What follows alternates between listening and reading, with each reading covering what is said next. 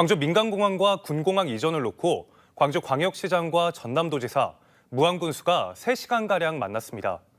하지만 무안군수가 강경한 그냥 반대 의사를 고수하며 성과 없이 끝났는데요. 빈손 회동이라는 비판이 나오고 있습니다. 강동일 기자의 보도입니다. 지난 2018년 8월 무안공항 활성화 협약 후 6년 만에 이뤄진 3자 회동. 만남 뒤 내놓은 공동 입장문은 무안국제공항 문제는 서남권 발전의 기본임을 인식하고 민군 통합공항의 무안 이전에 대해 서로의 입장을 밝히고 경청했으나 무안군의 반대로 합의에는 이르지 못했다였습니다. 광주시는 1조 원대 지원금 외에 2차 이전 공공기관의 무안 유치, 광주 인재개발원 이전 등의 인센티브를 제시했습니다. 그러면서 3자 공동 소음도 측정과 공동 여론조사 실시, 실무위 구성 등을 제안했으나 무안군의 합의를 이끌어내지 못했습니다. 광주 군공항은 어떠한 경우에도 무안 입장에서는 받을 수 없다라는 얘기를 하셨고, 그다음에 이유를 드신 거는 이제 소음 문제, 그다음에 군공항이 경제 발전에 도움이 되지 않는다. 전라남도도 무안국제공항을 중심으로 한 알리백 국가산단 조성과 호텔과 카지노 컨벤션 센터 등이 포함된 미래형 신도시 개발을 무안군에 약속했습니다. 또 광주시에게는 무안군이 신뢰할 수 있도록 지원 사업의 구체적 리스트 마련과 조례 제정이 선언될 필요가 있다는 의견을 전달했습니다. 시도민들에게 희망을 줄 수 있도록 광주시장과 무안군수에게 한 가지만이라도 합의 결과를 도출하자고 현장에서 촉구하셨고요. 광주시의 설득과 전라남도의 중재에도 불구하고 무안군이 기존 입장을 고수하면서 3자 회동은 성과를 거두지 못했습니다. 광주시는 무안군의 그냥 반대로 협의에 진전이 없었다며 다음 계획을 준비해 발표하겠다고 밝혔습니다. 무안 읍면 순회 캠페인 등이 다시 진행될지 여부가 주목됩니다. KBC 강동일입니다. 광주 전남 7월 열대야 일수가 역대 최다를 경신했고 장마 기간 누적 강수량과 강수 일수도 평년보다 많았던 것으로 나타났습니다. 광주지방기상청은 이번 달 광주 전남 지역의 열대야 일수는 29일 현재 11.7일로 역대 7월 중 가장 많은 열대야가 나타난 1994년 11.4일을 넘어섰다고 오늘 밝혔습니다.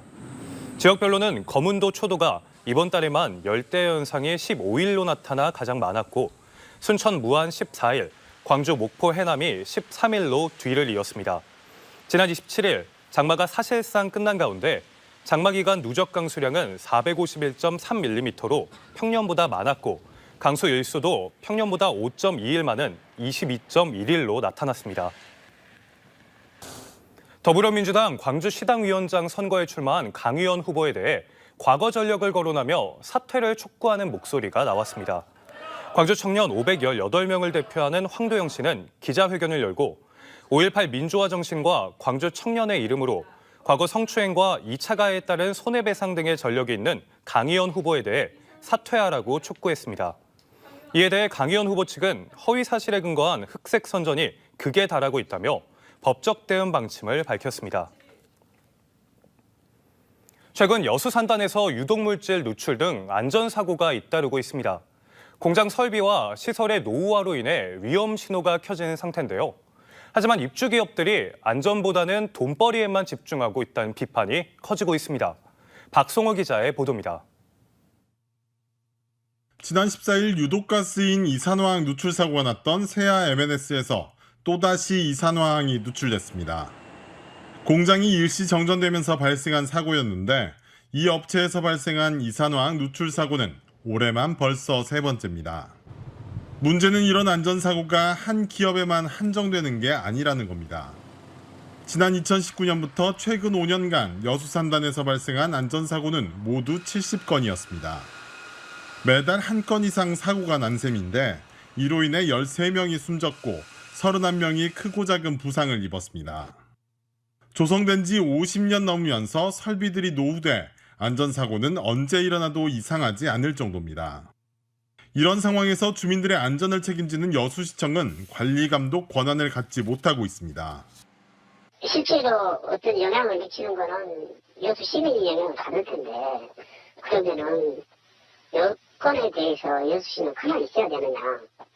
그런데 법적으로 출입할 권한도 없고 점검할 권한도 없단 말입니다. 산단 입주기업들이 안전점검 등 자구 노력은 뒤로 미룬 채 사택부지 개발 등 돈 되는 일에만 관심을 갖는다는 비판도 커지고 있습니다.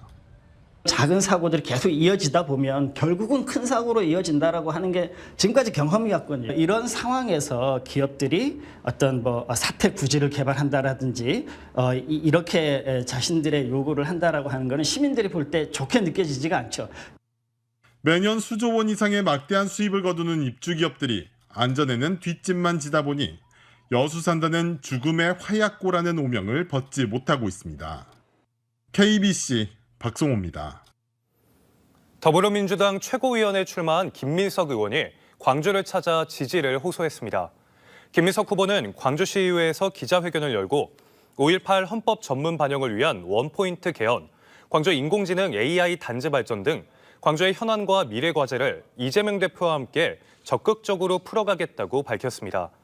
김 의원은 당대표를 가장 확실히 뒷받침하며 최고위원회의 중심을 잡는 역할을 맡겨달라고 강조했습니다. 더불어민주당 최고위원에 도전하는 한준호 의원도 오늘 광주를 찾아 가장 경쟁력 있는 자신에게 힘을 모아달라고 호소했습니다.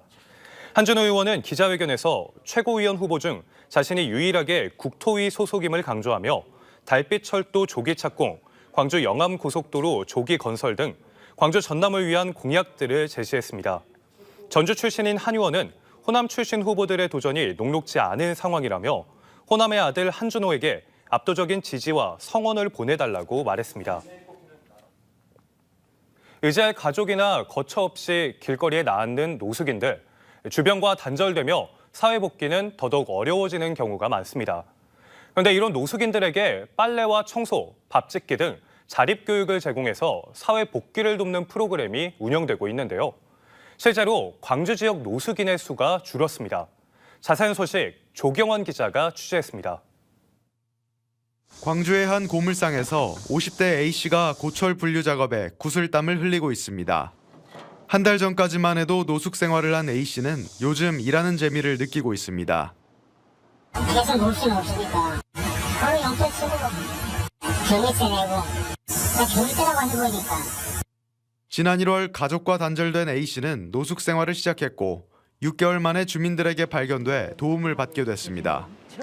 구청의 지원으로 원룸에 입주하고 1인 가구 교육 프로그램에 등록하는 등 사회복귀에 의지를 다졌습니다. 혹시라도 이렇게 방을 처리를 해주면 들어가서 하실 생각이 있으시냐 그러고 여쭤봐서 이제 찬찬히 얘기를 했죠. 현재 광주 지역의 노숙인 수는 90명으로 파악되는데 135명이었던 2021년에 비해 33% 감소했습니다. 시설을 제외한 거리 노숙자 수도 3년 사이 절반이 줄었습니다. 이분들도 저희 똑같은 시민이니까요. 저희들이 좀만 손을 내밀어드리면 이분도 얼마든지 자립을 할 수 있다고 생각합니다. 사회와 단절돼 정서적, 육체적 어려움을 겪는 노숙인들. 이웃의 관심과 다양한 지원 프로그램을 통해 건강한 사회 구성원으로 돌아오고 있습니다. KBC 조경원입니다. 광주시와 옛 전방 일심방직 부지개발 사업자가 사업계획 이행을 위한 협약을 체결했습니다. 광주시와 민간개발 사업자 휴먼홀딩스는 오늘 공공기여 규모, 랜드마크 타워 설립 등 사업계획 이행에 대한 세부 방안을 공유하고 협력하기로 약속했습니다.